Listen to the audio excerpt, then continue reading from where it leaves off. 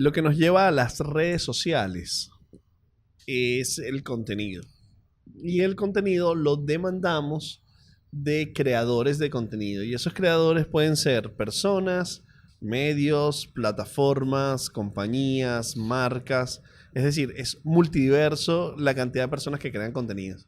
Casi siempre hablamos desde el punto de vista del creador que tiene seguidores. Hoy, Juan, quiero invitarte a hablar desde el punto de seguir y qué contenidos nos gusta y a quién nos gusta seguir. Yo soy John Da Silva, @JohnSnacks en Instagram. Mi nombre es Juan Carlos Martínez, @JuanSofá en todas las redes. Y yo creo que sí es como otro ángulo. Le podemos dar podemos chacharear un rato acerca de lo que significa o el por qué, o reflexionar por qué seguimos cuentas. O sea, por qué. Yo creo que en uno de los primeros episodios que nosotros grabamos de Cháchara, hablábamos, no sé si recuerdas, hablábamos de la pirámide de la influencia. Sí, claro. Y una de las cosas que reflexionábamos es que cuando tú estás como en el pico más alto de la pirámide de la influencia es cuando ya la gente busca tu contenido, cuando la gente lo necesita. Y yo creo que cuando tú decides, que desde mi punto de vista es como la acción más fiel que tú le puedes demostrar a un creador de contenido, es decir, cuando yo digo te quiero seguir, me quiero suscribir a tu canal, cuando tú decides hacer esa acción es porque realmente tú, creo yo, psicológicamente estás diciendo yo no me quiero perder nada de este pana, yo quiero constantemente estar informado de los últimos contenidos. Entonces, ¿qué hace que tú sigas a alguien?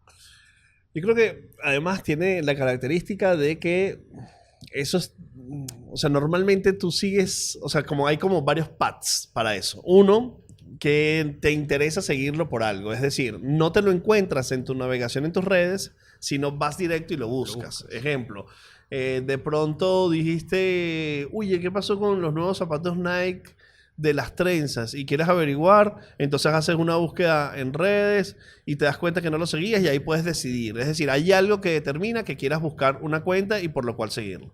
Eso tal vez es lo que menos sucede. O bueno, te conseguiste en un sitio, llegaste a un restaurante y dijiste, bueno, quiero seguir a esta gente porque quiero estar pendiente de lo que pone. Tal vez lo más común es, estás navegando, estás explorando, dependiendo de la red también, ¿no? Porque tal vez esto es más natural en TikTok y menos natural en Instagram. Pero estás navegando y de pronto ves algo que te llama la atención, te gusta y dices, epa, yo quiero seguir viendo a esto. Y eso me hace pensar, por ejemplo, si fuera el caso, que tienes muy poco tiempo para decidir, o sea, para mostrarle a una persona por qué seguirte, ¿no? De pronto, si estás navegando en TikTok y te aparece alguien, si en ese post no le fue bien o no fue su mejor momento, probablemente no me captura como seguidor.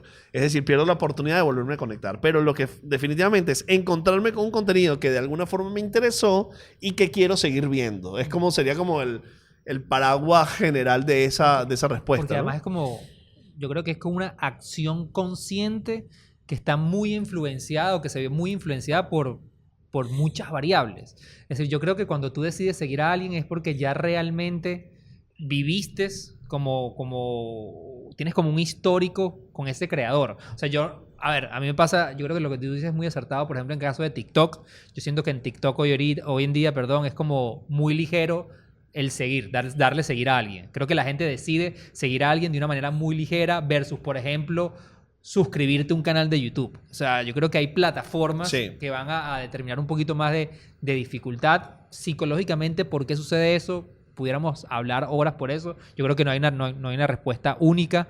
Pero yo sí creo que el fenómeno... A mí lo que me está pasando personalmente es que si tú me preguntas a mí, ¿cuándo fue la última vez que seguiste a alguien en cualquier plataforma? Quitando TikTok, por lo que acabo de mencionar, no lo recuerdo. O sea, yo creo que el fenómeno de seguir a un creador de contenidos ha venido mermando en las diferentes plataformas y creo que además por eso las plataformas hoy en día están dándole mucha importancia a los algoritmos de que te recomienden más contenido de gente que tú no sigas. Es que yo creo que la experiencia que trajo TikTok a la mesa es más rica. Es decir, voy a diferenciar como los dos tipos de redes, ¿no? O sea, redes que te recomiendan o redes que te muestran los contenidos de las personas que sigues, tipo Instagram. Sí. Es decir, tú ves lo que tú sigues, a las personas que sigues.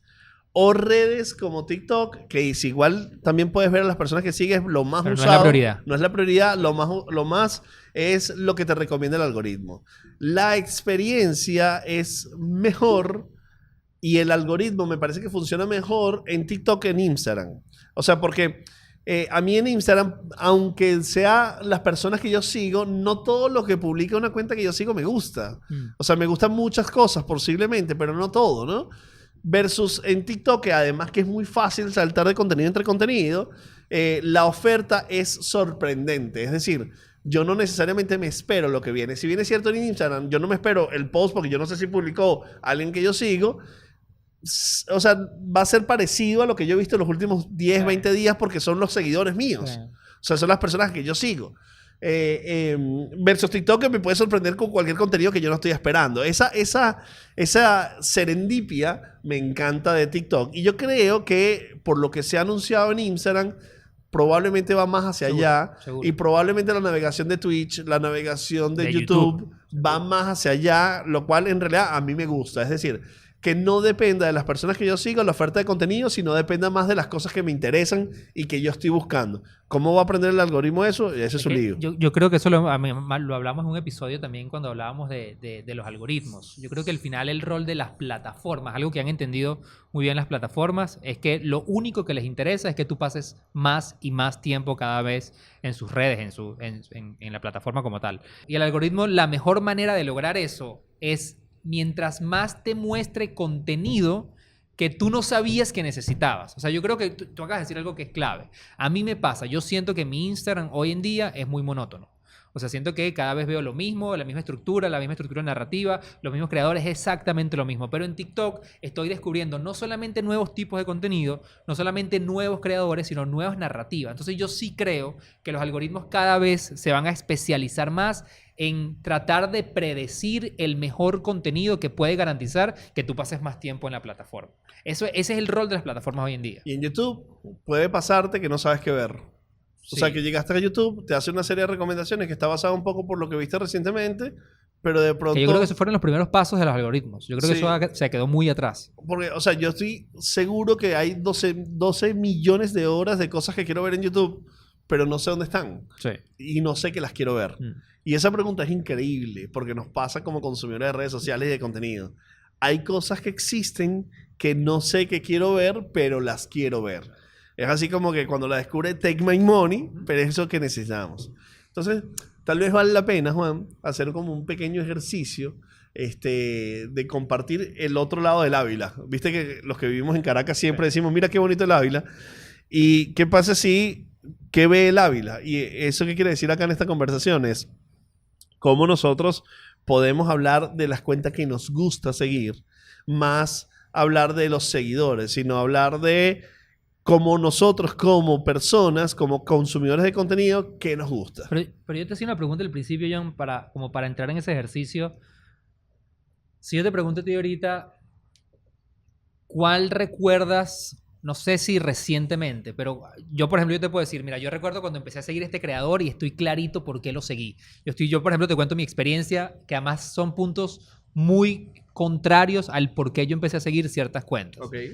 Yo últimamente empecé a seguir un creador en TikTok, que más adelante vamos a hablar más de él, que es un creador que básicamente lo que hace es, él se montó sobre el insight de recomendar series en Netflix, en HBO o en cualquiera, pero la narrativa en que lo hace a mí me pareció genial, me capturó y yo empecé a necesitar los reviews de esa persona porque además demostré que cuando él recomendaba algo y yo lo veía, en verdad era bueno. Entonces empecé a seguirlo por su narrativa y por el valor de su contenido. Pero luego están los contenidos que yo empecé a seguir porque sencillamente quería saber más de alguien, de la vida real. Explico. Me pasa mucho últimamente que estoy viendo una serie que me interesó o una película que me interesó y me llamó la atención la vida de la persona detrás, o sea, la vida del actor, el actor detrás del personaje. E inmediatamente me voy a buscar, no por el contenido que ofrece, sino por el performance que tuvo en una exposición como una película o una serie o lo que sea. Y quiero saber más de la vida personal de esta persona y busco sus redes y empiezo a seguirlo. Y luego está la gente que he empezado a seguir porque mucho de mi entorno social me lo recomienda. No porque yo he estado expuesto, no porque yo quiera saber algo exclusivamente, sino porque hay mucha gente que me dice, ¿has visto este pana? Mira el contenido. Mira. Es decir, por la recomendación o por la presión social digital, comienzo a seguir la persona. Pero es decir, son ópticas totalmente diferentes para llegar a concebir esa opción esa opción de seguir a alguien. Y luego está, Juan, el otro lado de la película. Gente que empezaste a seguir, que ya no te gusta lo que hacen, pero con la cual tienes una relación y sientes como otra presión que es, oye, No si te la puedo dejas de dejar seguir no es sí. correcto. Sí. A mí me Y pasa eso existe. mucho Eso eso. existe, sí. O sea, tal vez de las cantidades de personas, yo me atrevería a pensar que el 50% de las personas que sigo, muchas de ellas, ya lo que están haciendo no me atrae, no me gusta, por lo cual no me encanta ver el contenido, pero me da cosita dejarlo de seguir, que es una presión social. Hay como un compromiso emocional tecnológico. Sí, que es súper raro. Y luego de eso está la capa de la publicidad, Sí.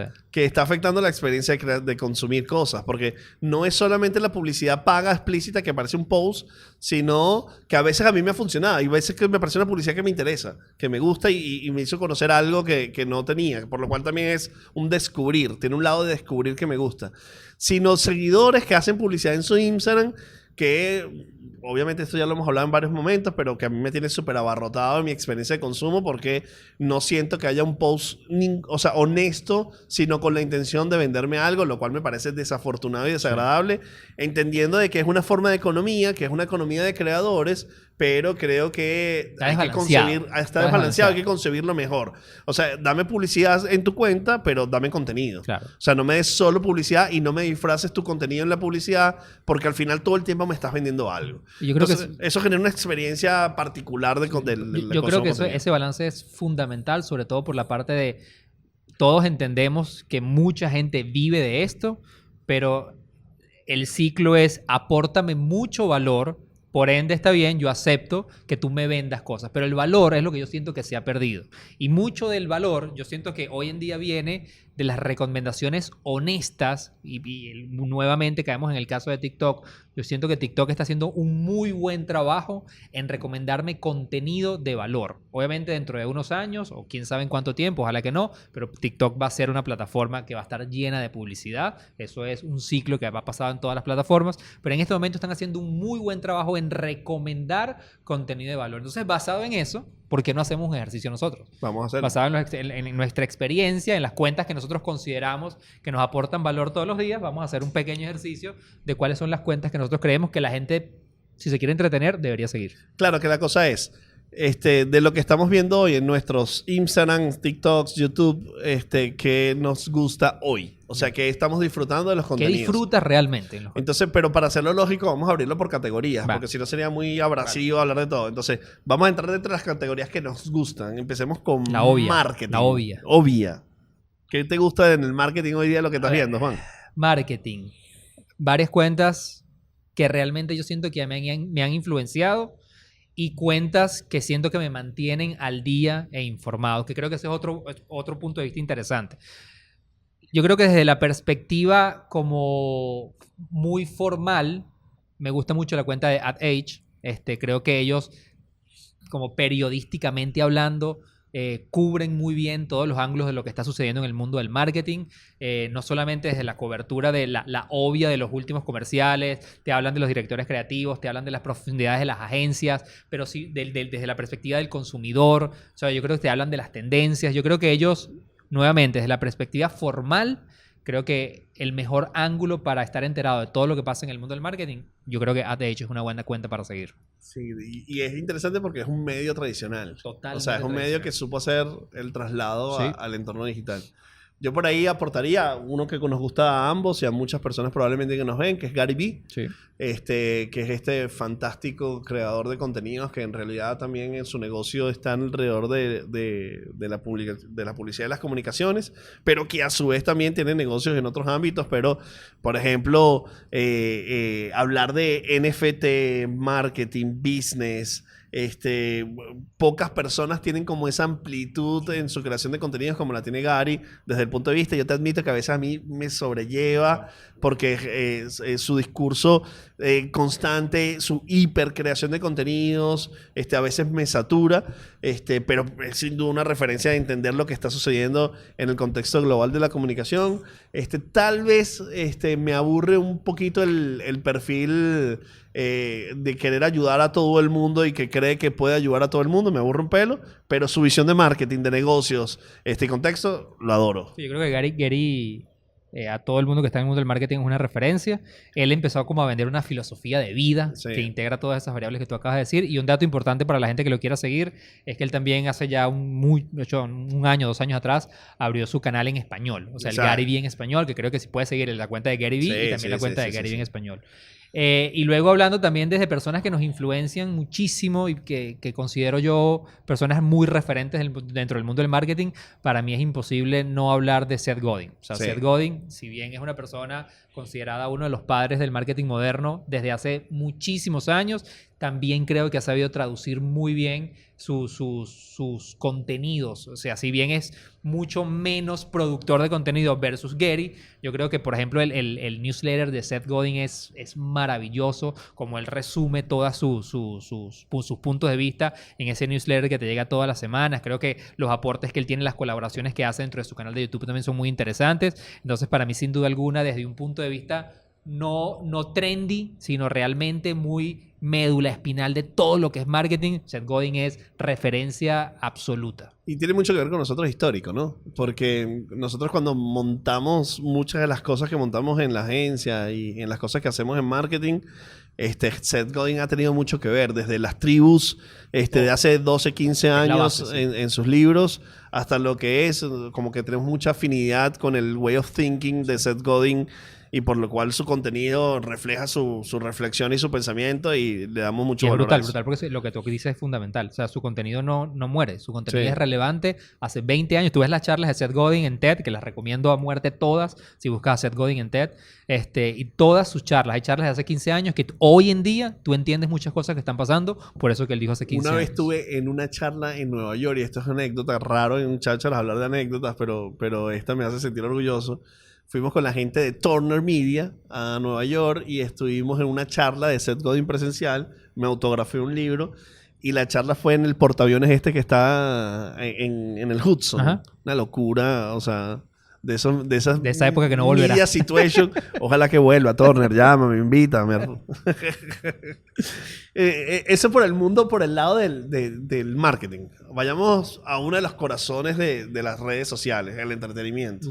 Ok, dentro del entretenimiento, yo lo he dicho 1000 veces en este canal y hoy en día lo confirmo porque además no solamente es de esos casos donde yo necesito todos los martes a las 7 de la noche, estoy ahí puntual, soy una de las primeras personas en YouTube que va a ver los estrenos, que es David Dobrik.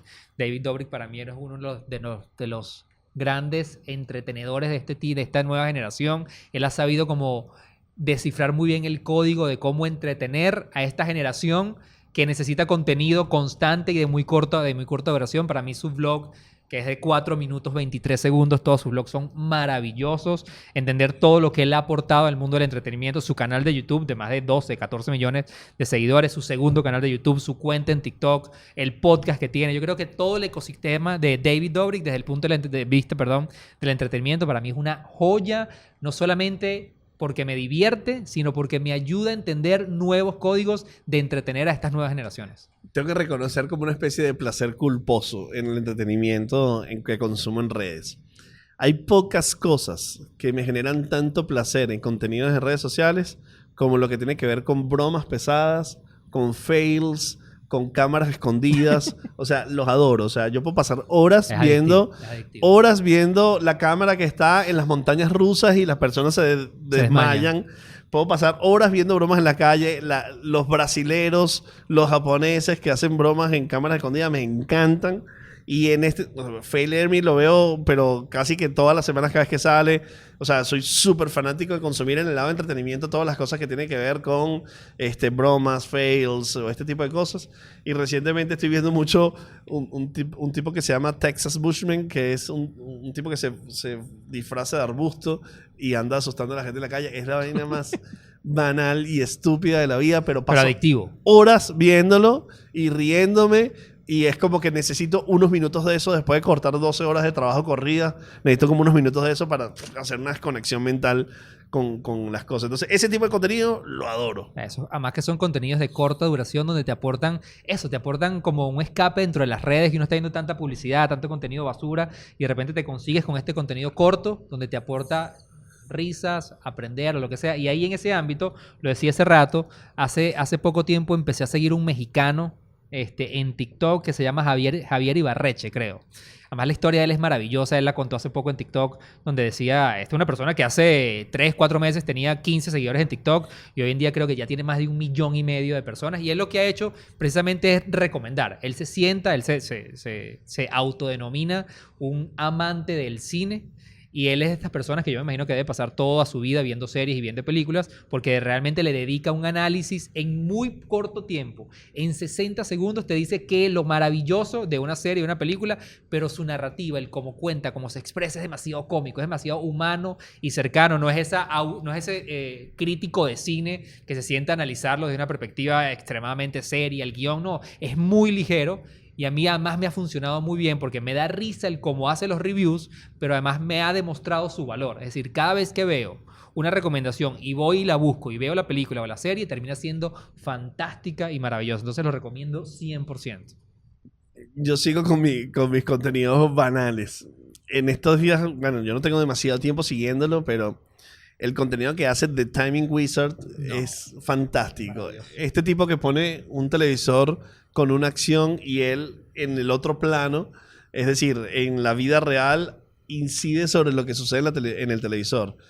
Desde Guardiola, Cristiano Ronaldo, pasarelas, toda la cantidad de acciones, pero lo que me impresiona es el ajuste de timing que tiene para que sea tan natural toda la acción. Puedo morir de la risa viendo el contenido de este personaje. Y a mí lo que me encanta es la reflexión que tuvo esa persona para decir, ¿y qué pasa si yo hago esto? ¿Y qué pasa si yo hago esto? Yo no sé si tal vez una de las cosas cuando Cristiano hizo lo de Coca-Cola, lo pudieron haber visto cuando él sacó la Coca-Cola, sí, él lo agarró por el otro lado. Ajá. O sea, es este personaje.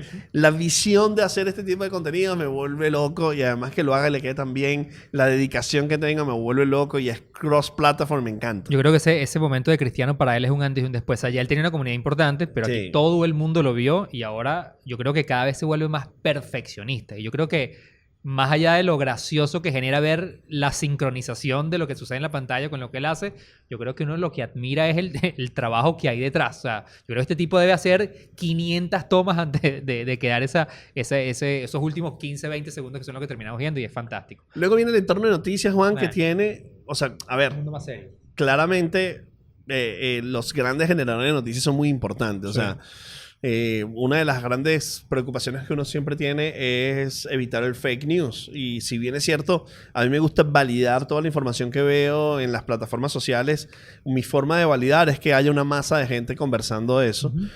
Pero no necesariamente eso garantiza que sea fake news. Por ejemplo, recientemente, todo el mundo habló, inclusive muchos medios, de que Messi vendió 800,000 camisas en el PSG con información que no fue cierta.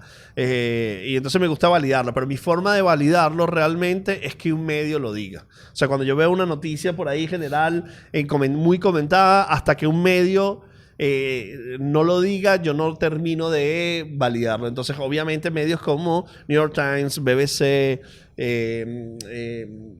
no sé, o sea, los grandes medios el Washington Post, The Daily, o sea, todos los grandes medios que tenemos, CNN, a los que tenemos acceso, es parte de mi portafolio de seguidos, pero me gustaría hacer como hincapié de los 2, 3 que más nos gustan, más allá de lo obvio que es como el portafolio de medios que seguimos. Sí. ¿Qué piensas de eso? A mí hay un ejemplo en la narrativa y sobre todo en la seriedad y en la validación de la información, que están haciendo un trabajo muy, muy bueno y es un medio local. Yo creo que El Diario, sobre todo lo que está haciendo en Instagram, a mí lo que El Diario está haciendo en Instagram me parece ejemplar, me parece que debe ser el deber ser. Yo creo que la narrativa documental y la profundidad que le están dando las noticias, a veces siento que estoy viendo un trabajo de The New York Times. O sea, siento que ellos en verdad se están tomando muy serio, no solamente desde, obviamente, su responsabilidad periodística periodística, sino su responsabilidad narrativa. Cómo yo puedo profundizar en una noticia y contarla en códigos nativos a las plataformas. Entonces, eso me parece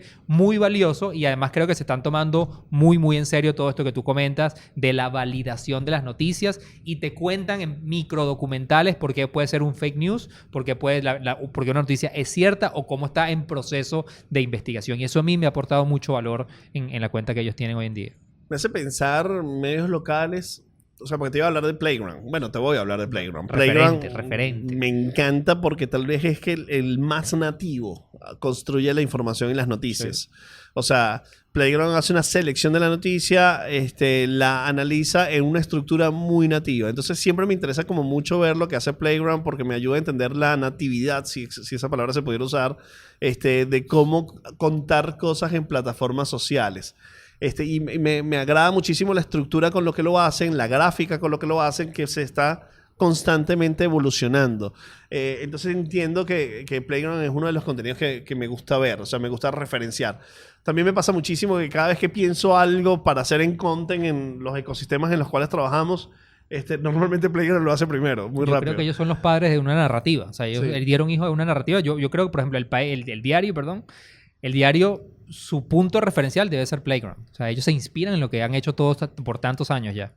Y en ese orden, Pictoline también me gusta muchísimo. La capacidad que tiene Pictoline de ilustrar, narrar, hacer infografías en la velocidad que lo hacen es brutal. O sea, además el código que utilizan es muy social, muy cercano. La forma descriptiva con lo que lo utilizan me encanta. Y yo creo que ahí hay también otro poder narrativo del cual podemos aprender. Y me encanta seguir tanto a Playground como Pictoline y me influencia muchísimo además en cómo narrar cosas, ¿no? Vamos a meternos ya en un terreno donde el cual yo no me declaro que soy poco seguidor de esta categoría, pero hay un caso que me llama la atención mucho y es el que quiero contar. Vamos a hablar de la categoría de fútbol. Además, obviamente tú fanático a muerte del fútbol. Yo soy seguidor del fútbol, de los grandes partidos, de las grandes noticias, pero una de las cosas que a mí me llama la atención mucho de este fenómeno que quiero contar es que yo no soy seguidor a muerte del fútbol, pero a través de todo lo que hace Ibai Llanos en sus streams y todo el approach que él ha tenido a la humanización de los jugadores y este acercamiento a este nuevo ángulo me hizo interesarme mucho más de lo que está pasando en el mundo del fútbol. Es decir, no sigo el deporte a muerte, pero cada vez que Ibai va a tener una entrevista o tiene un punto de vista de algo que está sucediendo en el mundo del fútbol, yo voy y lo consumo. Y de hecho empecé a seguir Ibai no solamente en su canal de Twitch, sino en todo su ecosistema de contenidos, porque nuevamente lo repito, ese punto de vista que él tuvo de humanizar a los jugadores y a las historias detrás de estas grandes estrellas del mundo del fútbol me pareció fantástico y por eso entró al mundo del fútbol, aunque Ibai es un gamer, viene de ese mundo, pero yo creo que si a una persona no le interesa el fútbol y se quiere entrar a ese mundo, Ibai es perfecto para conectar. Lo metimos en la categoría de fútbol, pero podría estar en varias categorías Ibai. 30. Sí, de las cosas que nos gustan, las personas que más o menos están siguiendo los contenidos que nosotros hacemos se habrán dado cuenta que Ibai es un referente en lo que nos gusta verlo, como en lo que inspira y en lo que enseña, sin duda, por la capacidad que tiene de entender la transición que está sucediendo en el contexto del mundo de los contenidos. Y claro, o sea, si tú no eres un súper fanático de fútbol, pero ves al Kun jugando, a Neymar jugando, a Courtois jugando, o a Piqué hablando de la manera como habla con Ibai, entiendes otra capa relacional que puede tener y esos contenidos solamente están en el entorno de Ibai, o sea, no hay otro espacio donde esos contenidos estén. Pero hablando de fútbol, me voy a robar yo aquí espacio para todo tuyo. Hablar de tal vez la generadora de contenido, porque en el fútbol está como toda la gente tradicional de fútbol que está en las expresiones de redes sociales. Y nos vemos en el fútbol global, tal vez muy inspirado en las cosas españolas que suceden. Están los grandes programas como El Chiringuito y tal, o los programas de radio como El Larguero, o los programas de radio como La Cadena COPE, El Partidazo, que son gente que son del mercado tradicional, de la radio y la televisión, que hacen sus expresiones en redes sociales. Pero tal vez ahí el foco me interesa un poco menos, como por ejemplo como Fabricio. Fabricio es un periodista que de manera independiente de sus cuentas está narrando las noticias y su capacidad de acceso a la información es brutal.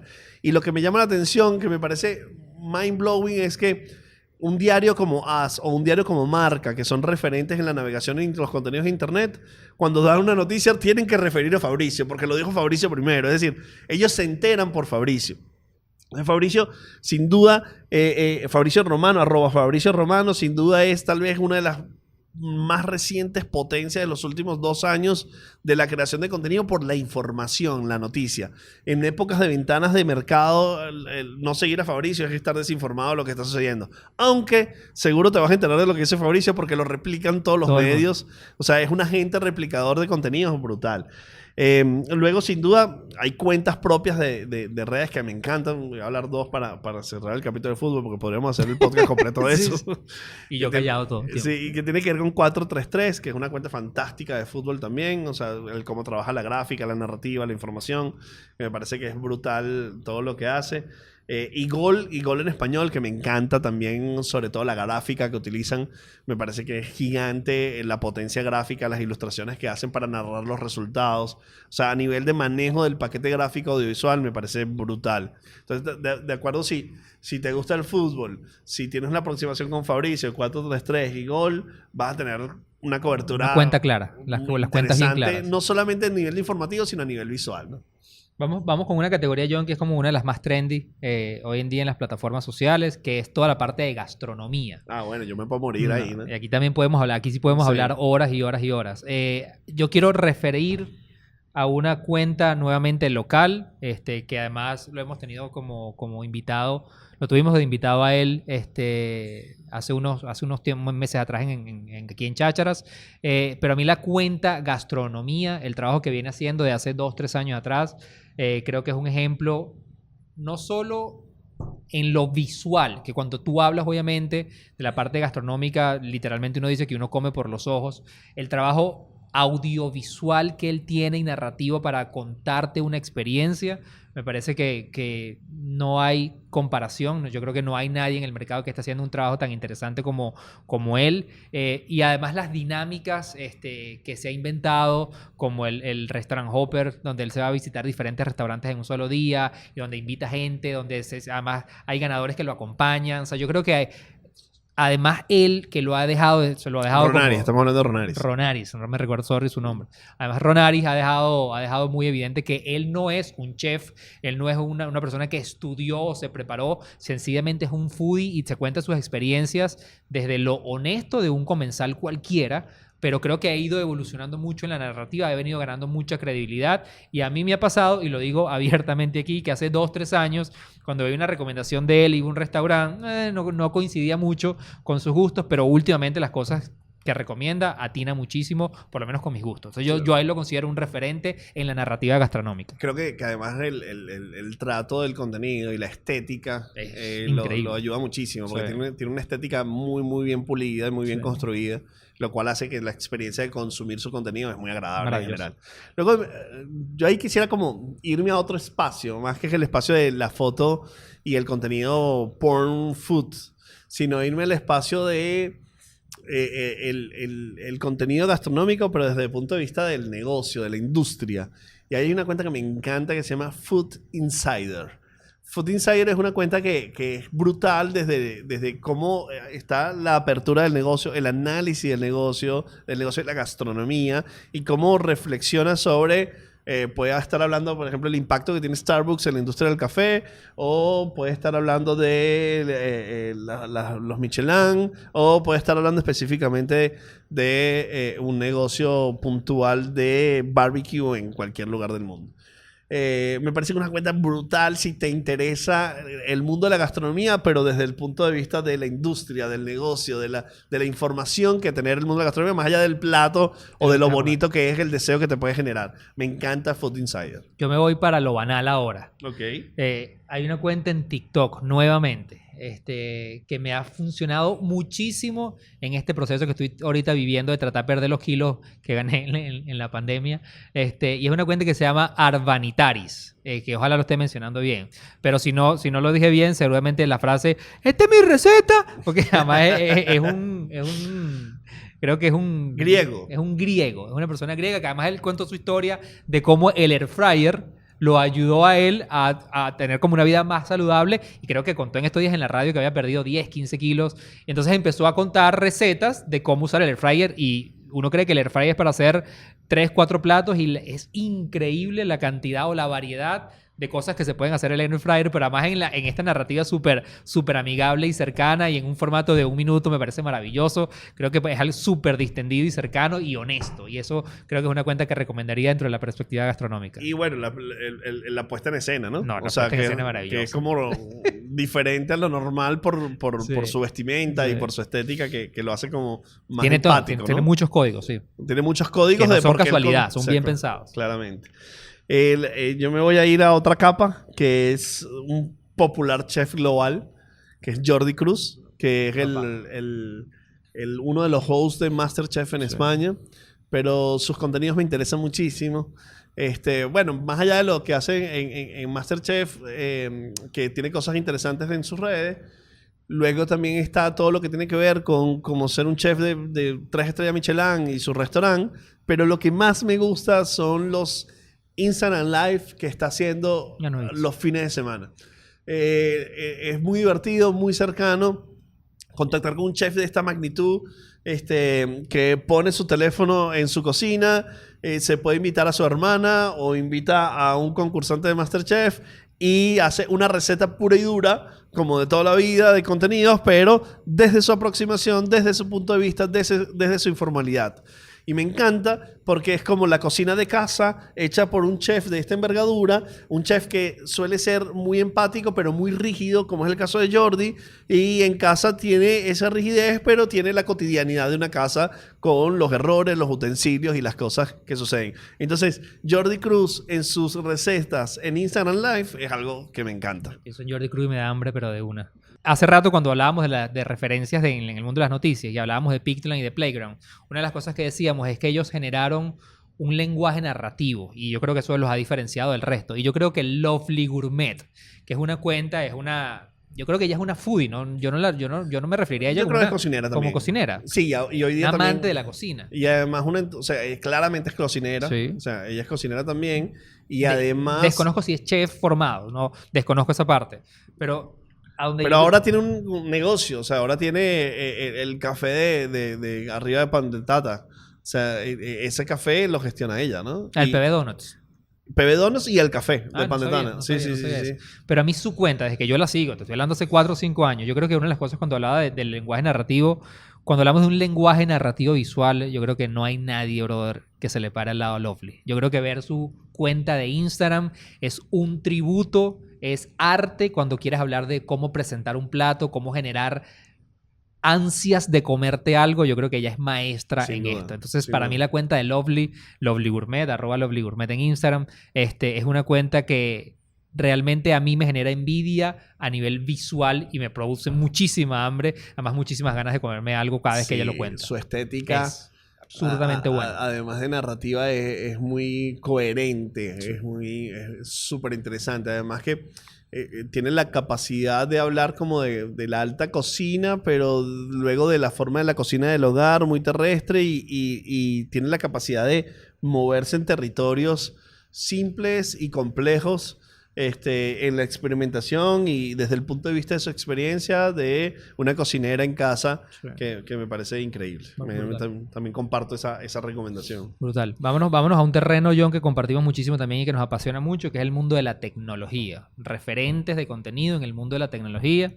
Yo creo que cuando hablamos de esta categoría es imposible no hablar de además uno de los youtubers, que más tiempo tiene en la plataforma, 14 años, 13 o 14 años ya está cumpliendo, Marques Brownlee, o como se conoce como MKBHD, es una de las cuentas preferidas que adoro, que busco cada vez que quiero asesorarme o enterarme de un nuevo gadget, de una nueva computadora, de un nuevo carro, de cualquier juguetico que tenga que ver con tecnología.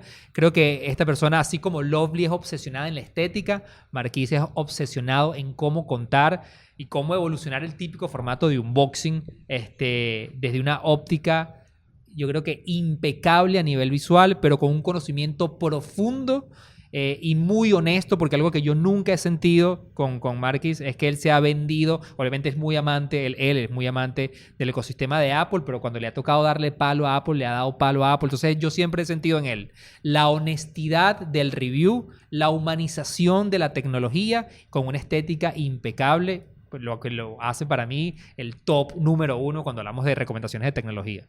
A mí en tecnología me gustaría hablar de una de las cuentas que no estoy siguiendo desde hace mucho tiempo, tal vez esté hablando de meses, pero me está gustando cada vez más la aproximación, y es Mosseri. Mosseri es el Chief Product Manager o CEO de Instagram. Es la primera vez que veo que una empresa de esta envergadura en el ecosistema tecnológico global utiliza a un alto ejecutivo para explicar las cosas que todos tenemos preguntas. Dentro de todos los códigos caja negra que hay de muchas cosas, como por ejemplo el algoritmo, pero Mosseri está haciendo constantemente videos en Instagram para explicar el impacto de los Reels, cómo Instagram se está moviendo de la foto al video, cómo Instagram hace la priorización de los contenidos, cómo entiende el algoritmo cuáles son los contenidos que a ti te interesan, y todo los está explicando de una forma tan cercana y próxima, que me encanta, porque normalmente no tenemos este tipo de contenidos de los líderes de las empresas.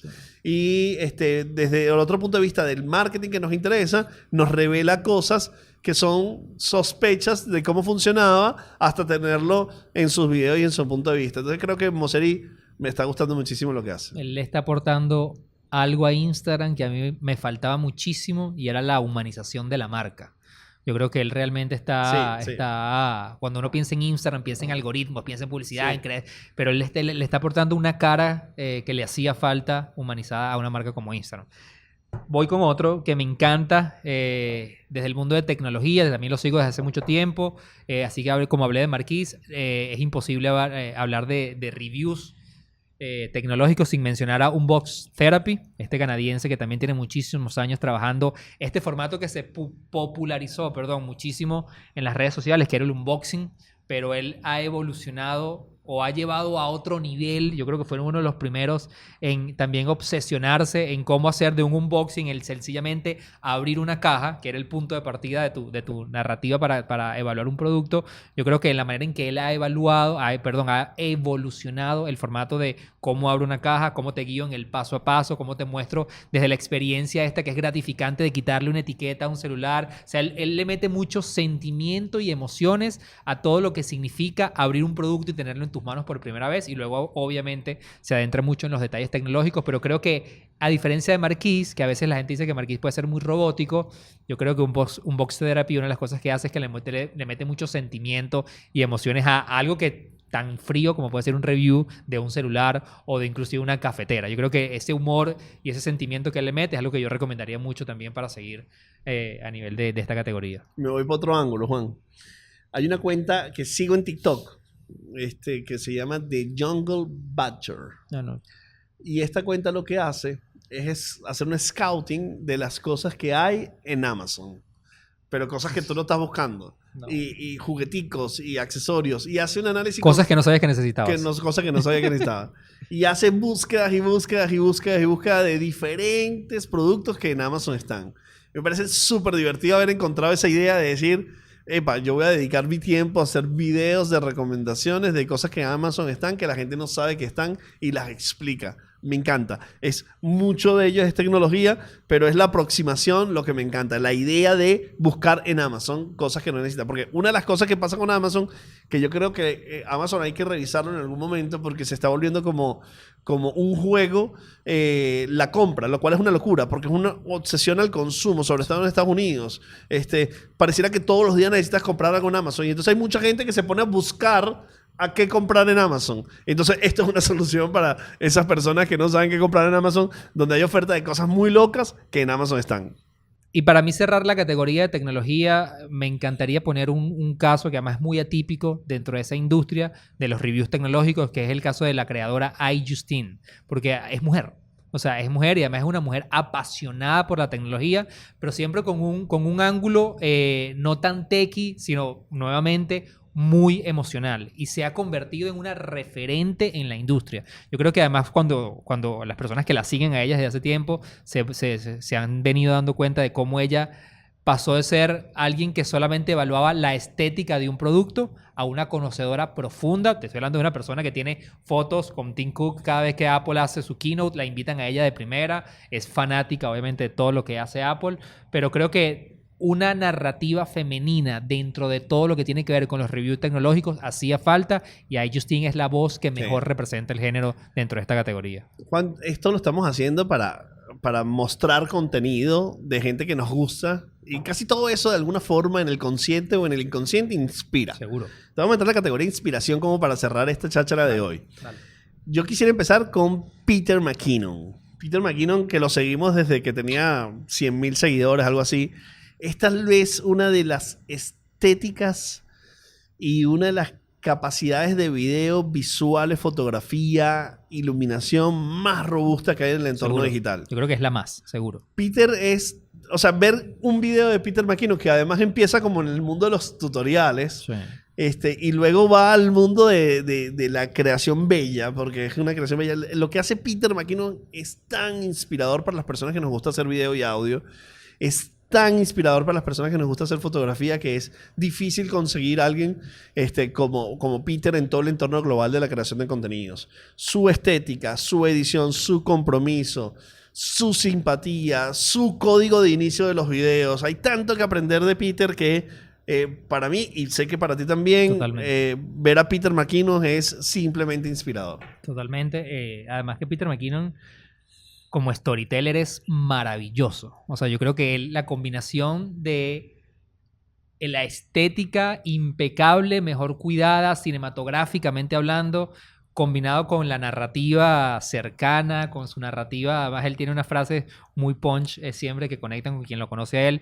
Yo creo que ha sido esta fuente de inspiración, pero cuando hablamos de storyteller, yo creo que lo he dicho en 1000 episodios seguramente, y todo el tiempo lo referencio porque para mí es el papá y el que ha dado fundamentos y ha formado la generación que estamos viviendo hoy en día de bloggers, storytellers, es Casey Neistat. Para mí es el blogger número uno. Si bien no fue, de hecho, fue uno de los últimos grandes bloggers en surgir. Creo que él redefinió el género. Es increíble hoy en día ver una cantidad de youtubers, una cantidad de personas haciendo inclusive contenido en Instagram y en TikTok, donde tú sientes la influencia de Casey, que fue uno de los grandes storytellers y bloggers en decir cómo yo cuento una historia, cómo documento mi día a día, pero con una perspectiva cinematográfica. Además, todo lo que él logró en 4 años. Es una persona que además hoy en día creo que está como disfrutando de su retiro. Durante casi 4 o 5 años estuvo documentando. Yo creo que es el Rolling Stones del B-Blog. Yo creo que es el Rolling Stone de los blogs. Y durante 4 o 5 años estuvo documentando sus días, todos los días durante 5 años. Yo creo que en estos días hice un ejercicio, todavía lo estoy haciendo, y estoy reviviendo sus vlogs literalmente día a día de hace 4 o 5 años. Y ver un vlog de Casey del 2017 que duraban 4, 5 o 7 minutos, te ayudaba a entender el contexto social que estaba atravesando no solamente Estados Unidos, sino todo el ecosistema en el mundo, las noticias. Porque yo creo que la óptica, la manera de narrar las historias es, sin duda alguna, para mí, el referente número uno a la hora de inspirar cuando hablamos de creadores de contenidos. Yo creo que Casey, además vinculada a tantas cosas que nos atraen. O sea, tecnología, luego Nueva York, que está implícito en todos sus contenidos, luego la noticia, luego la humanidad, porque es un tipo tremendo, profundamente humano, profundamente involucrado con las cosas que hace, sensible a las situaciones sociales que afectaban a su país y a su entorno. Hay una cantidad de contenidos que Casey hacía que además nos reveló. O sea, yo creo que a nadie se le había ocurrido hacer un B-Blog con ese nivel tanto gráfico como técnico como conceptual hasta que llegó Casey. Totalmente.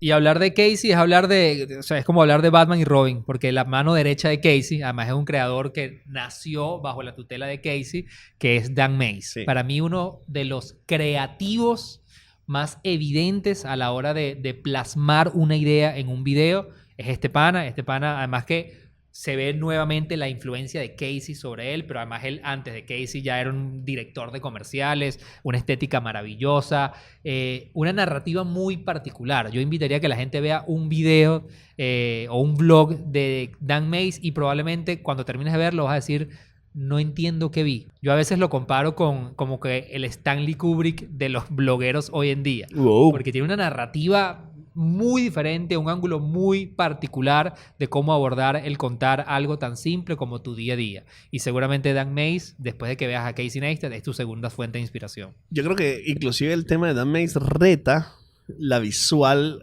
fuera de los entornos sociales. ¿Qué quiero decir? Cuando tú ves contenidos como Dan Mays, como Marquis, como Peter, luego cuando te sientas en el cine a ver una película con el manejo de los tiempos, tienes como una transformación. Entonces hay dos cosas. O el cine valora y va a mantener su manejo y esculpir en el tiempo, o vamos a ver más la estética de estos creadores en el cine, en el proceso evolutivo de cómo nos estamos acostumbrando. Porque la mente que tenemos está más expuesta a los contenidos que vemos en las redes sociales, por lo cual se va a acostumbrar más a esa estética y esa visual que lo que vemos en el cine tradicional. Pero es un punto arrechísimo, porque una de las cosas que le atribuyo al éxito de esa generación, de estos que hemos hablado, es que ellos honran, y es evidente en los contenidos que hacen, ellos le rinden tributo a la buena cinematografía, al buen ángulo, al cuidado estético, al esfuerzo titánico para hacer una toma de 1 segundo, pero que se vea maravillosa,